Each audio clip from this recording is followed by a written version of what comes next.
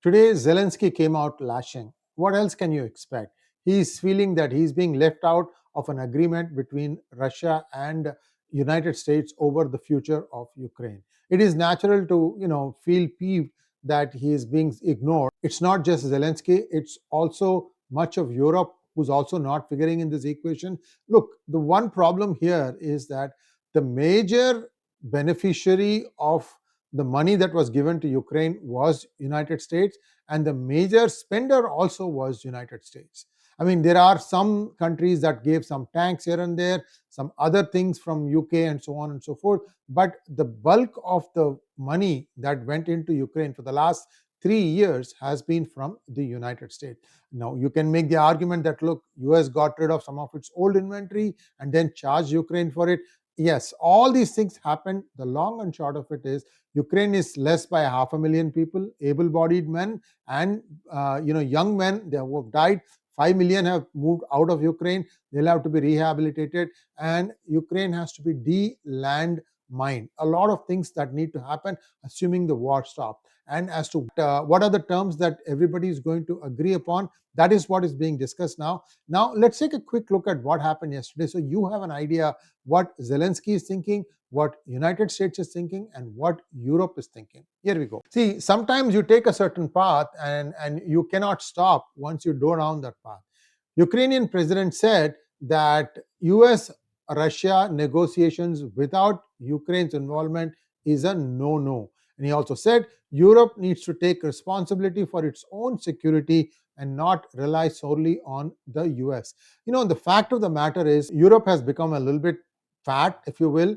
Like Professor Arvi likes to joke that the average age of the Belgian policeman is 41, and the average waist of the Belgian policeman is also 41 inches. The point he was trying to make was that Europe had become lazy, and that Second World War just completely flattened their mindset, and they are not really ready for any skirmishes. That's why you are noticing that all these radical elements coming and running down people. Still, the countries don't seem to act with a resolve and purpose, because their population is also aging very fast. So no matter how much you can say and commit words, the actual action on the ground is not there.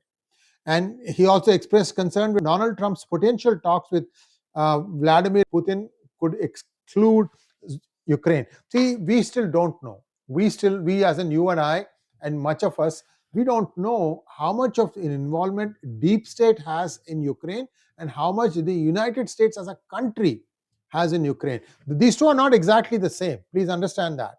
And that's why this elbowing happening. Maybe it is deep state's way of trying to hit back at Trump, because they don't think Trump is part of the deep state. You see, that also could be happening. Zelensky now has called for a creation of a European military force. Problem is, the youth in Europe are probably not interested in fighting anymore. So you have to start from a very lower ground level. For that, you may have to go to some of the newer NATO members for enlisting. I don't see this thing. It's rhetoric, empty rhetoric, unfortunately. Zelensky is feeling hurt, he's feeling peeved, so he's feeling ignored. That's why he's making all these statements. We'll have to wait and see how much the rest of Europe backs him up. He also says that America might withdraw support for Europe on key security issues. I think what got his goat was, that long conversation that Trump had with Putin, 1.5 hours, and then after that he called up Zelensky. He cryptically said, "You stay out of it. We'll figure something out." I think that's what he's pricked his ego. Maybe he feels that in a post-war Ukraine, he may not have a role. That something else might happen, redistricting, and the country itself might get split into multiple parts. Who knows what's going on? So clearly, maybe he's also aware of some of the things coming down the pipeline. At this point of time, Europe is suffering from recession. I don't think Europe can contemplate a lot of things, although they might make a lot of noise. Look at what NATO Secretary General said.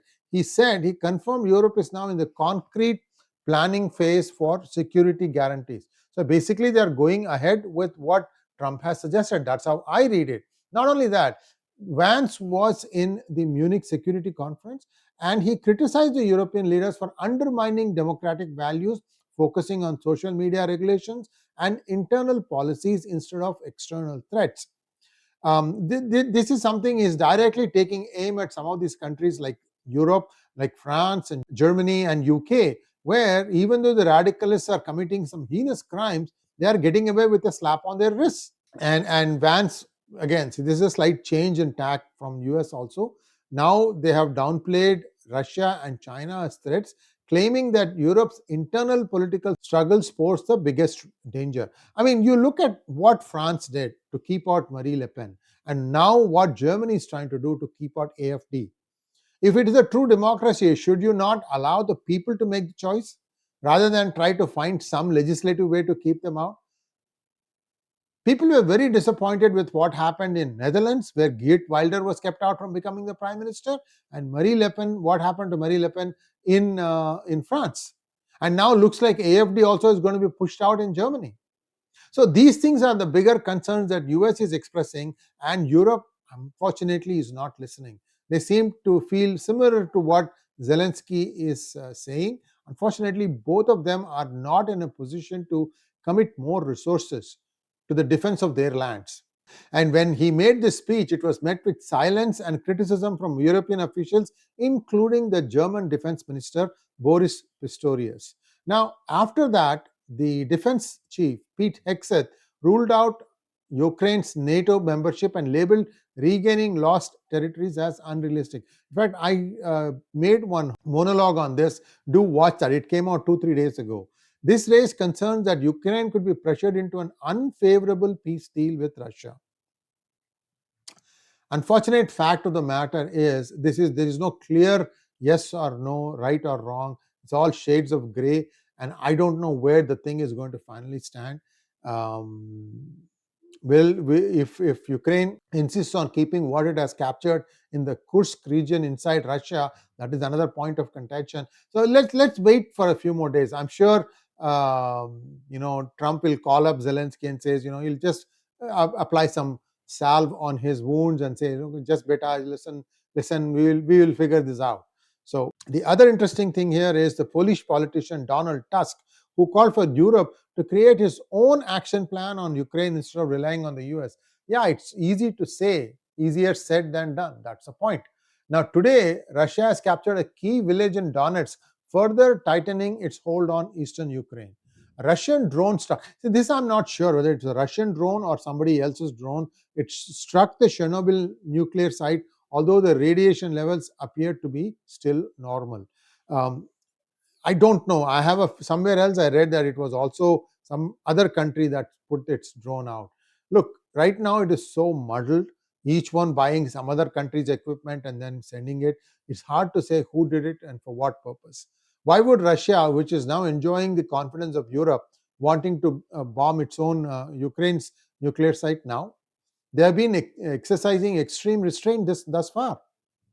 I just don't know. This is what the links that we have done research on say. I just want to leave it at that point. Please do follow this particular news item on social media as well as on the web to know what really happened, because this is still breaking news. Zelensky insisted Russia is not preparing for peace but for further war, calling for continued military and economic pressure on Moscow. US policy shift is not being liked by Europe in general and Zelensky in particular. Both of them are getting or feeling that they are getting marginalized. But let me ask you one question. This problem about Russia, why didn't Europe push back when Biden administration forced them to not take crude from Russia, the sanctions and all that stuff? You could have said, no, you can't do it. Or better still, why did you not include Ukraine into NATO when they were desperately trying to get some validity? This is like 6 months or a year before the actual invasion happened. Russia had ganged up its troops, but nothing had happened. And they waited and waited and waited and waited. What were they waiting for? That is Russia. And what was Europe doing at that time? Why did you ignore Zelensky's pleas then? So what I'm trying to say is this is not an easy problem to solve. Sometimes people have to take one for the team and see what best you can do with the pieces remaining. This is not going to be an easy break. And I also feel like Russia also will feel a little bit undone that they didn't get everything they wanted. Clearly, when somebody else sits down and says, thou shalt take this, thou shalt take this there will be some give and take that's going to happen, and let's wait and see where things will fall. We'll do a follow-up program in maybe a couple of days or 3 days from now, because things are moving very, very fast. Trump wants things to get done like this, and that's the whole goal here. You remember the one monologue I did about the timeline, 100 days, he wants everything done, wrapped up, and things go back to normal. Thanks for watching. Please like, share, and subscribe to our channel, and please share this to your friends and relatives, and please have them also subscribe to our channel. Namaskar.